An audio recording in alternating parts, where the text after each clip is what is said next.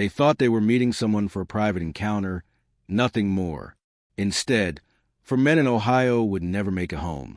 What investigators uncovered next changed everything. Subscribe now and stay with me until the end.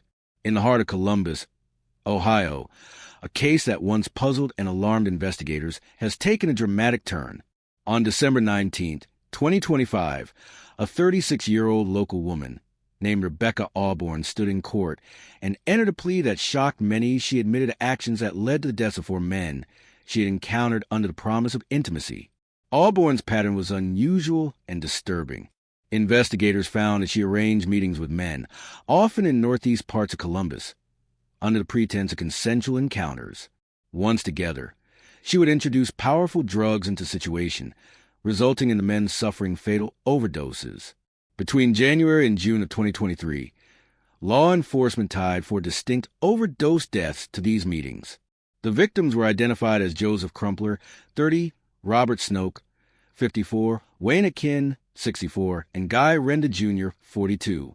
In each case, toxicology reports and investigation linked the presence of fentanyl, a potent synthetic opioid, to the fatal outcomes.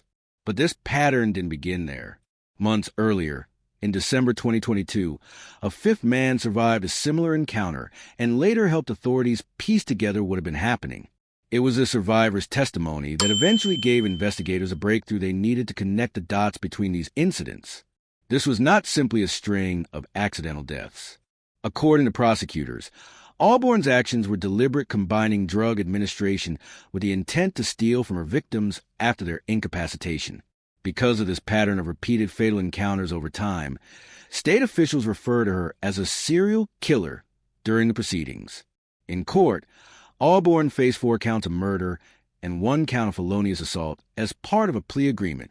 Several other charges were dropped in exchange for her guilty plea.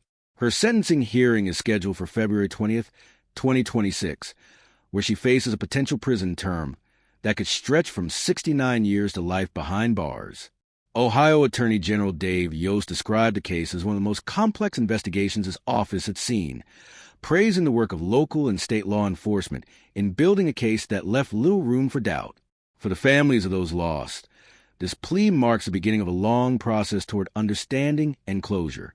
This case highlights the dangerous intersections of vulnerability, substance abuse, and criminal intent, and serves as a sobering reminder of how quickly a seemingly normal encounter can turn into tragedy.